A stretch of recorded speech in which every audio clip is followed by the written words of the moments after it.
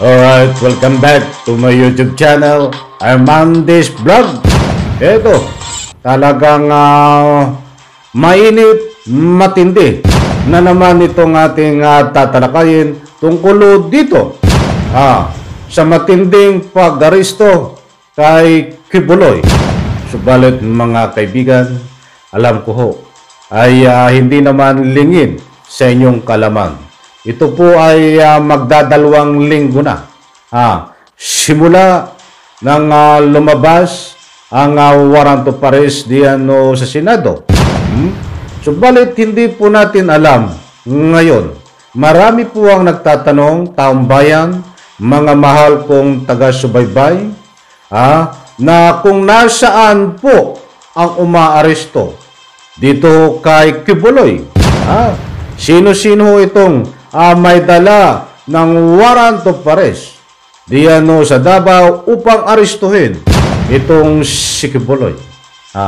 Yan po ay pinadala ng Senado na Sergeant at Arms ng Senado ang may bitbit ho ng warrant of arrest. Ba't hanggang ngayon ho? Kahit ang PNP Davao ay blanco, hindi po nila alam kung nasaan ang aresto dahil hindi pa nakikipag-coordinate po sa kanila upang matulungan sila na ika nga po ipagsilbi ng warrant of arrest. Yan pong mga kaibigan, lahat ang ating tatalakayin. But bago tayo magpatuloy, kaunting paalala, kung bago pa lang po kayo sa aking maliit pa na YouTube channel, inaanyayahan ko po kayo, please subscribe. Sabay-sabay po nating i-like ang video na ito kung nagustuhan nyo po. Ako'y muling nakikiusap, kung pwede lang, patapusin po nating panoorin ang kabuuan ng vlog na ito. At nang sa ganon lubos po nating maunawaan. Kaibigan, eto muna. Kumusta kayo? Alam ko ngayon po ay Holy Week.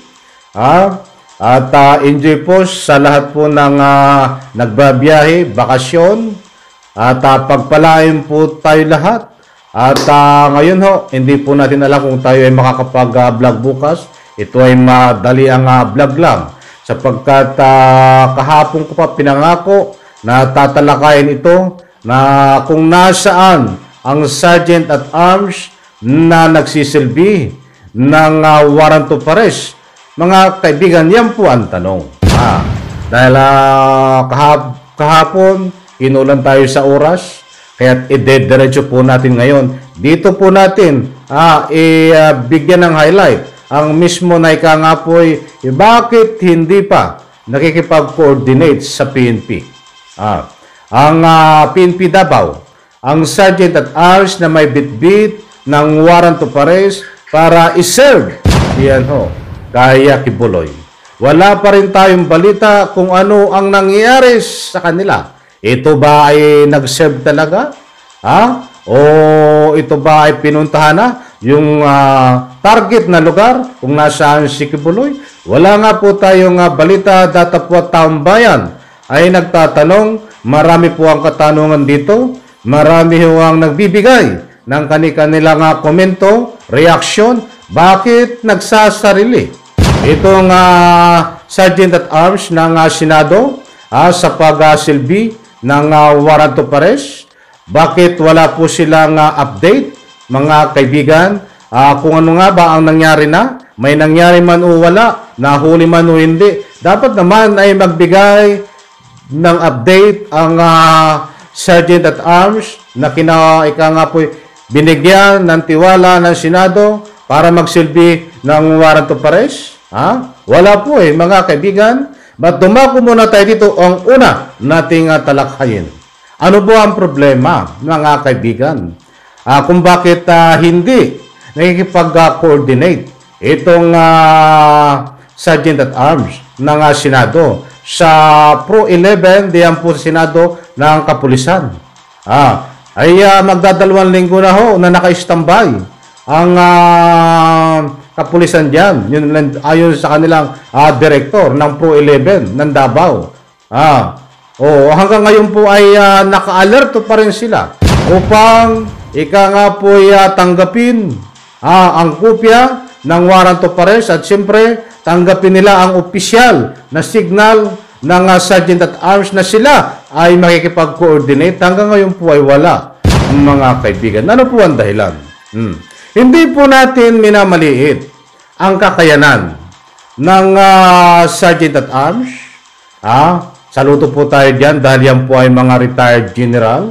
Kinukuha ko ang pangalan kanina kahit sa Google. Hindi ko makita ang kung sino itong secretary ng Sergeant at Arms ng Senado, ang tunay na pangalan. Dahil alam ko po, yan po ay mga retired general.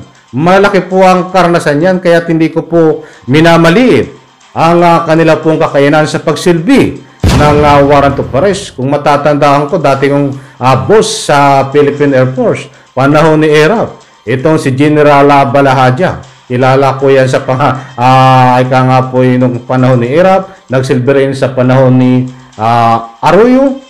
Itong si General Balahadja, matindi yan. Si General Balahadja, ba't pumanaw na po ngayon? Matagal ilang years na nakakaraang pumanaw. Naulitan ko po at nasabihan dahil mga retired general po yan. Mga yan Sergeant at Arms. But kahit po retired general kayo, kayong nandiyan po na pinagtiwalaan ng Senado na magsilbi, ay alam ko po ay hindi po ganon karami ang bilang nyo.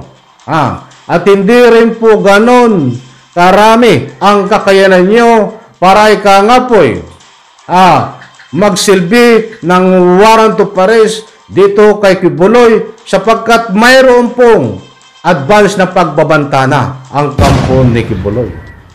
Bakit ayaw nyo makipag-coordinate? Kayo nga Sergeant at Arms ng Senado, dito ho. Kaya sa PNP Davao Pro 11. Okay, big itwist po natin. Baka naman ho sila ay nagkakaroon pa ng kaukulangang surveillance. Kahit pa, kayo, isipin po natin mga kaibigan, suriin, kahit pa, nagkakaroon sila ng surveillance ngayon. Para sa akin ho, ay napakalaking pabor kung ako, kung bibigyan po natin ng, iisipin po natin ang matagumpay, na pagsilbi ng warrant of arrest, kailangan po talagang humingi, nang ika nga po ay coordination diyan ho sa PNP. Dahil may batayan nga po na pagbabanta, dahil hindi rin po ganong kalaki ang bilang ng Sergeant at Arms, ilang piraso lang ho yan, mga kaibigan. So bakit po sila ay nagsasarili? Ano po ang dahilan? Kung bakit hindi po sila nakipag-coordinate sa PNP? Ito ba isang taktika? Isang strategy?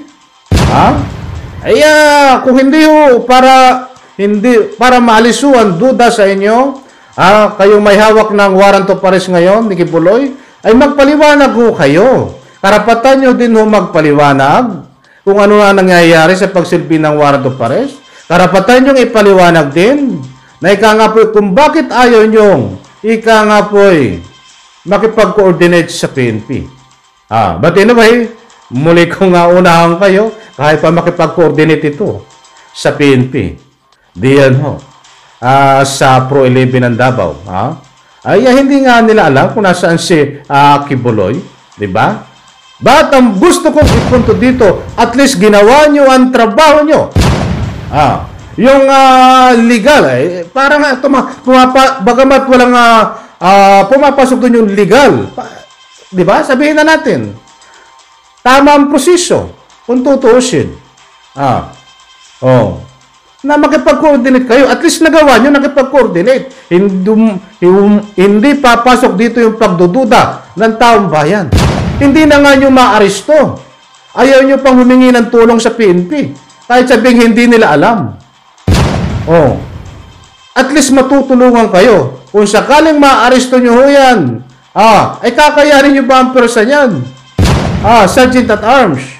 Hindi ko minamalit ang kakayanan nyo. Kayo ay isang general, alam ko, retired general. Malawak po ang kaalaman nyo. Dapat mayroon po kayong plan A, plan B. Doon sa plan A, maaring kayo lang. Dapat magkaroon po kayo ng suporta sa plan inyo. ang plan B nyo, magkaroon kayo ng coordination dito ho sa PNP. Alam niyo ho, yan kayo retired general. Ha, marawak ang karanasan nyo. But ngayon po, yung lawak ng karanasan nyo, bakit pinabigla nyo pinaikli?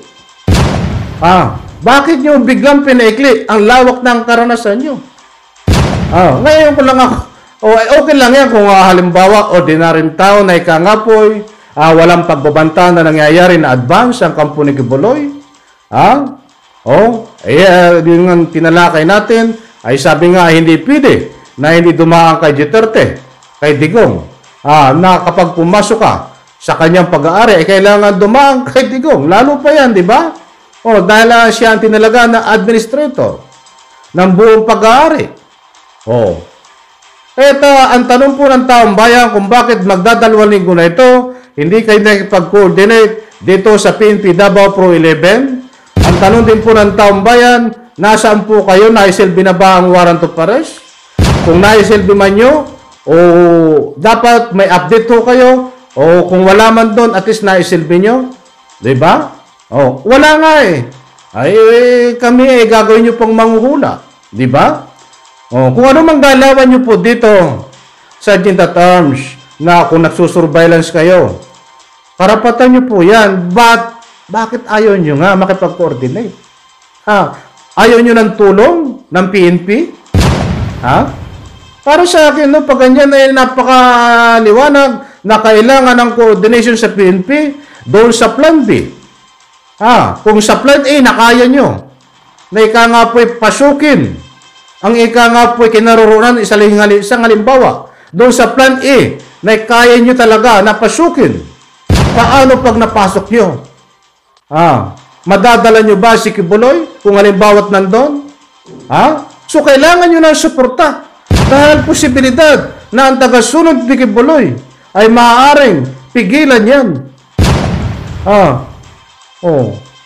Kaya diba, kahit sino ang magsuri ng galawan ng Sergeant at Arms, bakit ayaw nila? Diba? Parang gusto nilang ihulog yung kanilang sarili pag nag-aaresto na hindi na makalabas doon sa mismong pinasok nila. Sapagkat wala akong suporta eh. Hindi ho sasapat ang bilang ng Sergeant at Arms dahil ilang piraso ho yan. Sapat ho yan. Kung isang tambay lang ang uulihin nyo. Itong si Kibuloy ay may tagasunod at noon pa ay nagbabantas sila. May malaking bantas sa maghuhuli at siyempre may mga protektor ho ito, mga kaibigan. Yun po ang itaga dapat natin nitong itaga sa isip, isa-isip nitong Sergeant at Arms ng mga nag-aaresto. Pero mga kaibigan, yan ho, at maikling vlog lang ho ito.